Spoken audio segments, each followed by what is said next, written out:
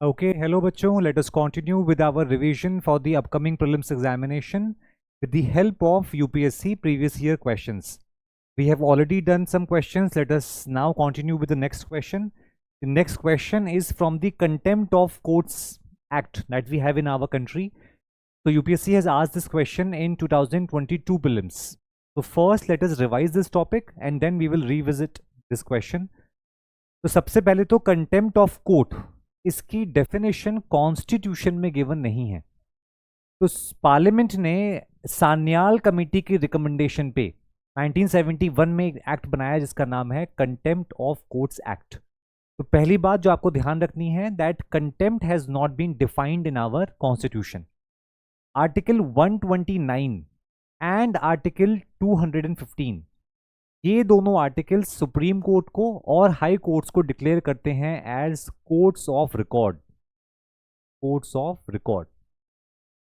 तो court of record का जो एक मतलब होता है वो होता है कोर्ट की power to punish someone for the contempt of court. तो रिमेंबर हमारे देश में जो 3 टियर जुडिशरी है, we have the subordinate courts, then we have the high courts and at the apex level, at the highest level we have the supreme court.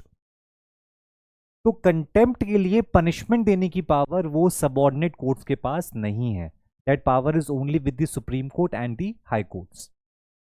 Now this contempt power has been defined by parliament in a law called contempt of courts act 1971। और ये जो committee जिसके recommendation पे ये act पास किया गया था उसका नाम था Sanyal committee.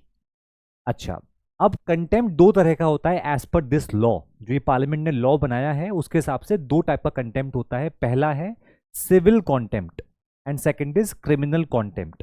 Civil contempt means simply willful disobedience, willful disobedience of court। willful means जानबूझकर, deliberately। डिसोबीडियंस मीन्स कोर्ट के आदेश की अवमानना करना। याद है ना स्कूल में लिखा करते थे letter to the principal, application leave to the principal, respected sir, with due respect I want to submit that tomorrow I will be sick, तो please grant me tomorrow's leave, yours obediently. तो यहां पे क्या हो रहा है? Disobedience. आप court के आदेश की डिसओबे कर रहे हो, तो इसको बोला जाएगा civil contempt. And what is criminal contempt? Criminal contempt को पार्लियामेंट ने डिफाइन किया है as any action which is scandalising the court. अब कोर्ट को स्कैंडलाइज करने से मतलब है किसी भी तरह से कोर्ट की जो डिग्निटी है, जो रिस्पेक्ट है, जो उसकी प्रेस्टीज है, उसको इरोड करना, उसको उसकी इमेज को टार्निश करना, उसको बियॉन्ड रीजनेबल ग्राउंड्स उसको क्रिटिसाइज करना, या कोर्ट के किसी इंडिविजुअल जज के ऊपर कोई रिमार्क पास करना। This can be called as scandalising the court. ये दो तरह का कॉन्टेम्प्ट है according to contempt of courts act 1971। तो एज आई मेंशन्ड कि कंटेम्प्ट ऑफ कोर्ट को डिफाइन नहीं किया गया है इन दी कॉन्स्टिट्यूशन, और कॉन्स्टिट्यूशन ने कंटेम्प्ट के ऊपर जो पावर दी है लॉ बनाने की, वो पावर दी है पार्लियामेंट को। Remember, parliament has the power to make law on contempt. Now let us look at the question. I hope आपने इसका स्क्रीनशॉट ले लिया होगा इन नोट्स का। तो अब क्वेश्चन को देखते हैं। First statement, pursuant to the report of H.N. Sanyal committee, the Contempt of Courts Act was passed। yes, correct है, कमेटी के रिकमेंडेशन पे पास हुआ था। Second, Constitution of India empowers the Supreme Court and the High Courts to punish for the contempt। yes, constitution ने supreme court और high courts को power दी है, lower courts को जैसा कि हमने कहा ये पावर नहीं दी गई है। And third statement, the constitution of India defines civil contempt and criminal contempt. नहीं नहीं नहीं, कॉन्स्टिट्यूशन ने डिफाइन नहीं किया है, तो ये स्टेटमेंट गलत है। फर्स्ट सही है, सेकंड सही है। And fourth, in India parliament is vested with the power to make law on the contempt. Yes, correct. तो 1, 2 and 4 B will be the answer. Okay, next question. Next question UPSC ने पूछा है from the amendment procedure of the Indian constitution. तो एक बार procedure revise कर लेते हैं। सबसे पहले जो आर्टिकल है वो आर्टिकल 368। करेक्ट। और पार्ट कौन सा है? It is given in part 20 of the constitution. सबसे पहला पॉइंट कि कॉन्स्टिट्यूशनल अमेंडमेंट बिल को आप किसी भी हाउस में इंट्रोड्यूस कर सकते हो, और किसी भी हाउस से मेरा मतलब है आइदर लोकसभा और राज्यसभा। अच्छा, इस बिल को इंट्रोड्यूस करने के लिए राष्ट्रपति की प्रायर रिकमेंडेशन नहीं चाहिए, इसलिए constitutional amendment bill can be introduced either by a minister of the government or even by a private MP.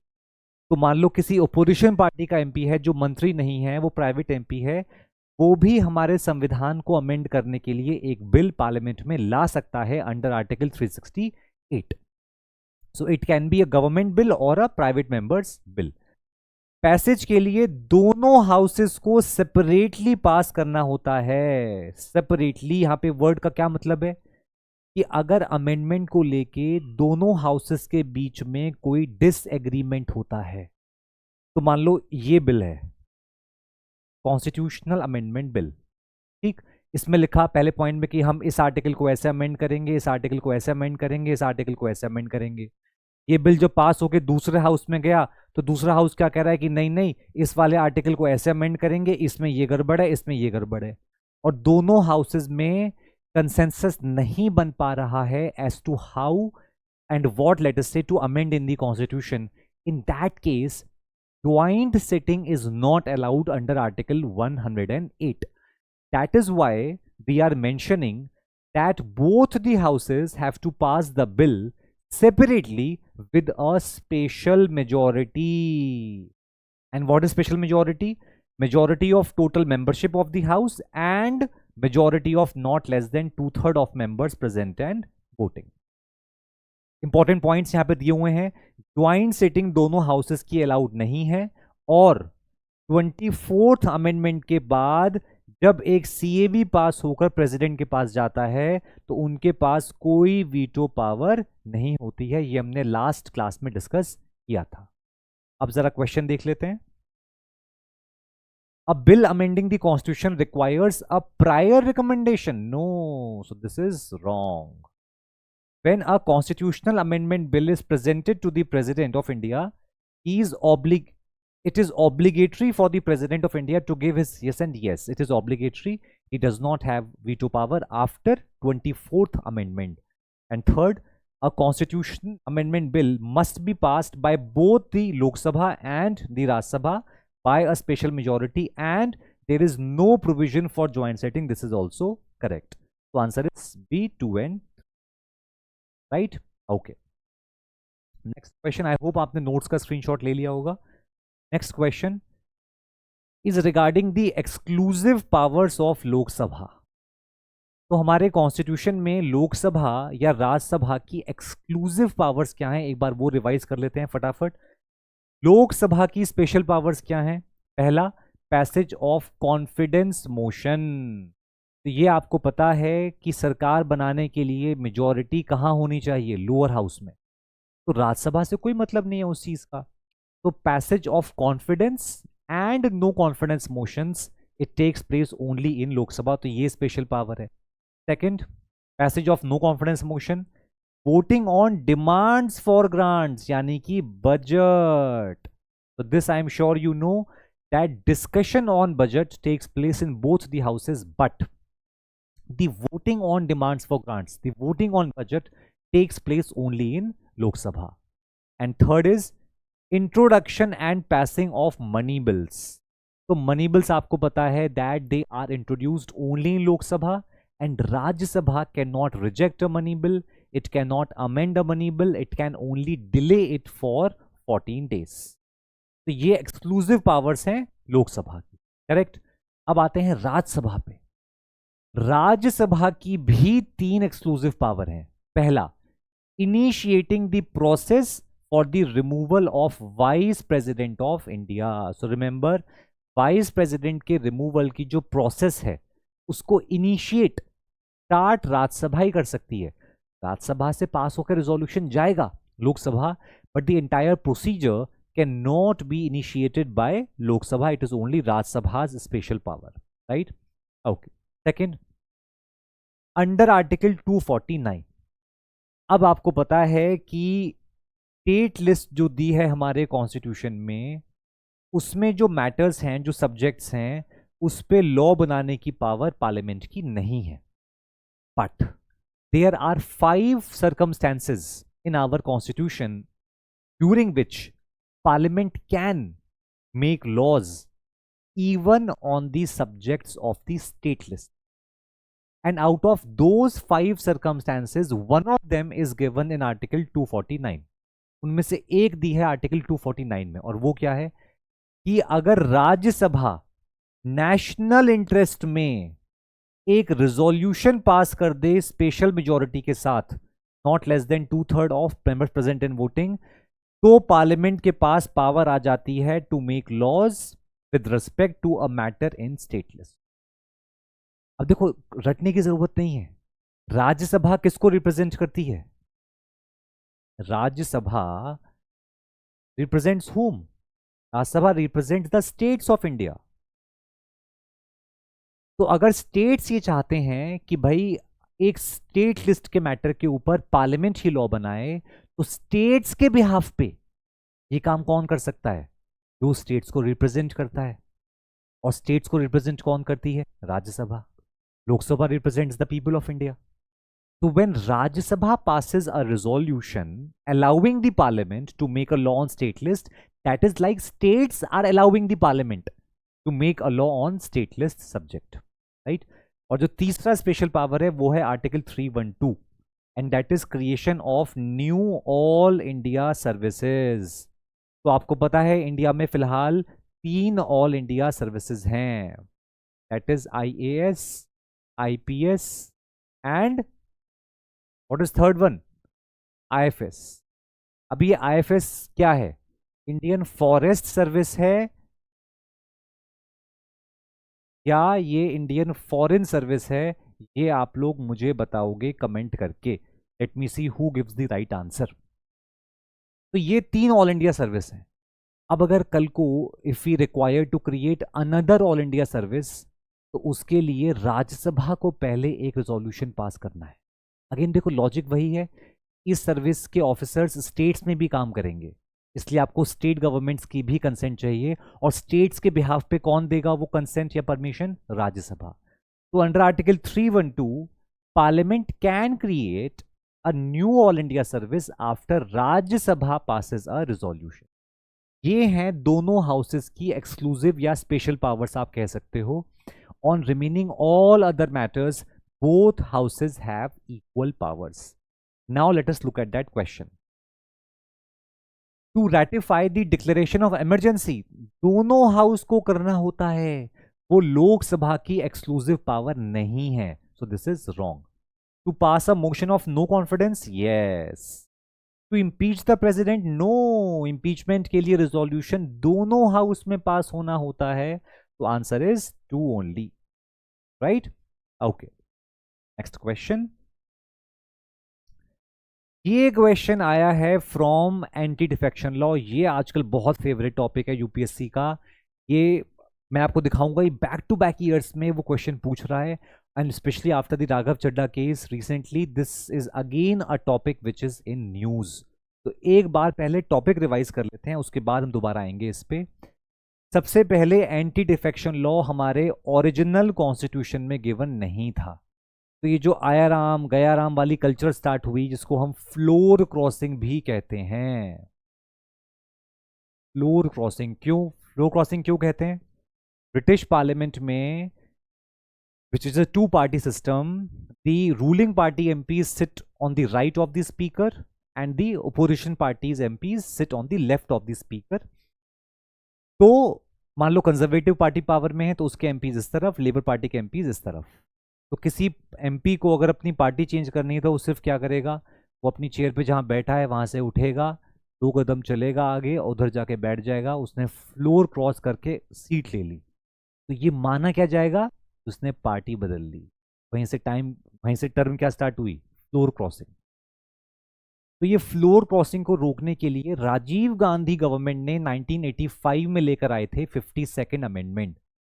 तो हमारे संविधान, मान लो ये अगर संविधान है, इसको अमेंड किया और यहाँ पे एक नया शेड्यूल ऐड किया लास्ट में, 10th शेड्यूल, और यहाँ पे रख दिया क्या, एंटी डिफेक्शन लॉ।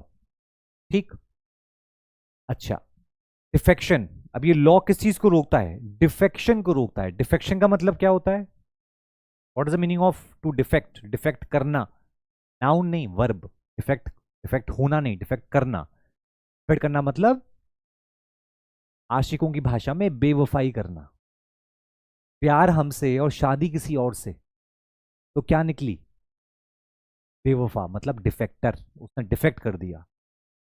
तो अगर आप किसी पॉलिटिकल पार्टी के टिकट से चुनाव लड़ते हो और चुनाव लड़के एमपी एमएलए बन के पार्टी बदल लेते हो, तो क्या निकले, बेवफा, डिफेक्टर। इसी को रोकने के लिए क्या लॉ है, क्या लॉ है, anti defection law. Understood, okay.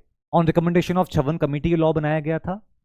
Power of disqualification किसकी होती है, प्रिसाइडिंग ऑफिसर की। आप जिस हाउस के मेंबर हो, उस हाउस के प्रिसाइडिंग ऑफिसर की पावर है आपको डिस्क्वालीफाई करने की। कितने टाइम के अंदर प्रिसाइडिंग ऑफिसर डिसीजन लेंगे, मान लो अगर मैं अपनी पार्टी चेंज करता हूं, राघव चड्ढा ने पार्टी चेंज करी, तो कितने टाइम के अंदर डिसीजन लेंगे, ये टाइम लिमिट कॉन्स्टिट्यूशन में गिवन नहीं है। प्रिसाइडिंग ऑफिसर का डिसीजन आप कोर्ट ऑफ लॉ में चैलेंज कर सकते हो, ये सुप्रीम कोर्ट ने बोला है in Kihoto Hollohan case. It is subject to judicial review, क्योंकि जब ओरिजिनल लॉ बनाया था तो उसमें यह प्रोविजन डाल दिया कि प्रिसाइडिंग ऑफिसर का decision will be final and not subject to judicial review, आप उसको चैलेंज भी नहीं कर सकते। तो सुप्रीम कोर्ट ने बोला नहीं, जब presiding officer anti defection law के अंडर ये डिसाइड करेंगे कि डिस्क्वालीफाई करें या ना करें, तो वो काइंड ऑफ अ ट्रिब्यूनल की तरह काम कर रहे हैं। और अगर वो ट्रिब्यूनल की तरह काम कर रहे हैं तो like other tribunals his decisions can also be challenged in the court. Understood. तो केहोटो होलोहन केस में कोर्ट ने बोला कि the decision of presiding officer, कि अगर वो एंटी डिफेक्शन लॉ के अंडर किसी को डिस्क्वालीफाई कर रहे हैं या नहीं कर रहे हैं, उस डिसीजन को आप कोर्ट में चैलेंज कर सकते हो। मान लो आपको लगता है कि राघव चड्ढा को डिस्क्वालीफाई नहीं किया तो ये गलत किया, तो आप ये डिसीजन कोर्ट में जाके चैलेंज आप कर सकते हो। ओके, अब इसके एक्सेप्शंस भी हैं। एक्सेप्शंस, पहला जो राघव चड्ढा पे अप्लाई हो रहा है कि अगर किसी पार्टी के, पॉलिटिकल पार्टी के 2/3 लेजिस्लेटर्स किसी दूसरी पार्टी में मर्ज हो जाएं, तो यहां पे आम आदमी पार्टी के 10 में से 7, तो 2/3 से ज्यादा हो गया ना, 2/3 कितना होगा, 66.6, तो मतलब ये तो 6.6 से ज्यादा 7 हो गया ना। तो अगर एटलीस्ट 2/3 लेजिस्लेटर्स किसी पार्टी के साथ मर्ज हो जाते हैं, तो उस केस में वो लोग डिस्क्वालीफाई नहीं होंगे। और एक दूसरा एक्सेप्शन है कि जो नॉमिनेटेड मेंबर्स होते हैं उनको 6 महीने का टाइम मिलता है नॉमिनेशन के बाद। तो मान लो आज अगर भारत के राष्ट्रपति मुझे नॉमिनेट कर दें राज्यसभा में, कि सर आप राज्यसभा में जाके बातें बनाइए बजाय क्लास के, तो मैं अगर 6 महीने के अंदर चाहूं तो पॉलिटिकल पार्टी ज्वाइन कर सकता हूं and I will not be disqualified as an MP, but not after 6 month, right. ये हम पहले भी डिस्कस कर चुके हैं। ओके, अच्छा, अब एक और चीज याद रखनी है, डिस्क्वालिफिकेशन होता है कि अगर आप अपनी मर्जी से रिजाइन करो, जैसे राघव चड्ढा ने मर्जी से पार्टी छोड़ी है, पार्टी एक्सपेल कर दे, धक्का मार के निकाल दे, तो उस एमपी एमएलए की गलती नहीं है। तो या तो आप खुद से रिजाइन करो या आप पार्टी के डायरेक्शंस, विप के अगेंस्ट जाकर कोई वोटिंग करो, तो ये भी एक ग्राउंड है डिस्क्वालिफिकेशन। Clear, okay. अब जरा देखते हैं क्वेश्चन क्या था। If any question arises as to whether a member of House of the People has become subject to disqualification, the president's decision, राष्ट्रपति की पावर कहां से आ गई भाई, ये तो गलत है बिल्कुल। And there is no mention of the word political party in the Constitution of India, no, गलत है। 10th शेड्यूल में ये वर्ड मेंशन्ड है, इन 10th schedule anti defection law में। मैं बोला ना एक एक्सेप्शन है कि अगर 2/3 legislators of a party, political party, ये रहा पॉलिटिकल पार्टी, तो पॉलिटिकल पार्टी टर्म है कॉन्स्टिट्यूशन में, तो दोनों ही गलत हो गए फिर तो डी हो गया answer, either one not, right. Okay, next question. फिर से एंटी डिफेक्शन लॉ, ये कौन से साल में आया है, 2022, 2025, आप देख रहे हो 2022 में आया, 2025 में आया। तो again very important topic for exam, let us see what is the question. क्या बोल रहा है, The law specifies that a nominated legislator cannot join any political party within 6 months. नहीं, within 6 months कर सकता है, cannot नहीं, can join. Not गलत है तो ये गलत है. The law does not provide any time limit within which the presiding officer has to decide. Yes, कोई time limit given नहीं है, तो answer is 2 only. Right? Okay, very good. ये हम already देख चुके हैं. Last question for the day is from the deputy speaker position. Deputy speaker का क्या स्टेटस है लोकसभा में, जो कि फिलहाल है ही नहीं. राइट, लोकसभा की स्पीकर की पोस्ट, सॉरी, डेप्यूटी स्पीकर की post is vacant from last many years, 6-7 years. अच्छा, अब देखो रूल्स के हिसाब से स्पीकर का इलेक्शन किस दिन होता है कि डेट फिक्स करते हैं प्रेसिडेंट, लेकिन डेप्यूटी स्पीकर का इलेक्शन किस दिन होगा उसकी डेट स्पीकर डिसाइड करते हैं. तो as per the rules the election of deputy speaker takes place on a date specified by speaker. This is correct. मतलब ये तो खैर नोट्स हैं, करेक्ट है ही. Right? Okay. According to conventions, the deputy speaker of Lok Sabha is generally from opposition party. Yes. तभी तो नहीं दे रहे हैं opposition party को.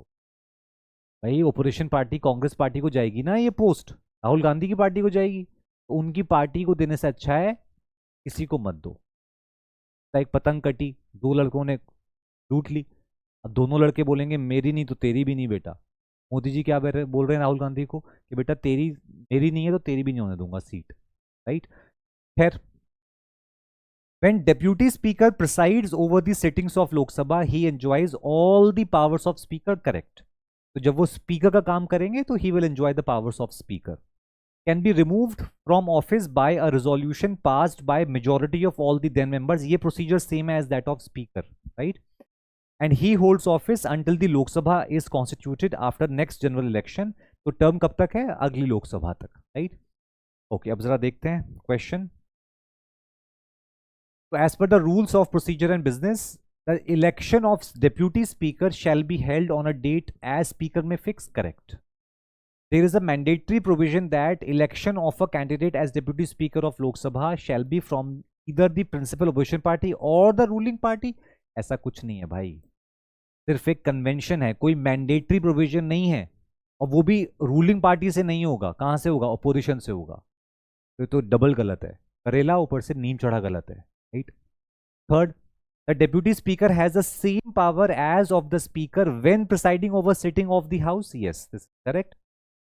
And fourth, and no appeal lies against his rulings means what, कि भाई floor पर जो कंडक्ट होता है बिजनेस का, उस समय जो स्पीकर या डेप्यूटी स्पीकर कहते हैं कि ये रूल्स हैं, इस हिसाब से काम होगा, ये मोशन, ये ऐसे, ये वो फाइनल होता है, जो कि कोर्ट उसमें इंटरफेयर नहीं करता. You can't challenge it in the court.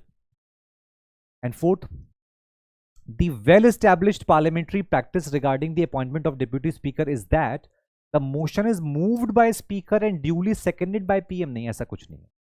Answer is 1 and 3. Right. So I hope that we had a fruitful session. So until next time, study well, take care, all the best. Bye bye.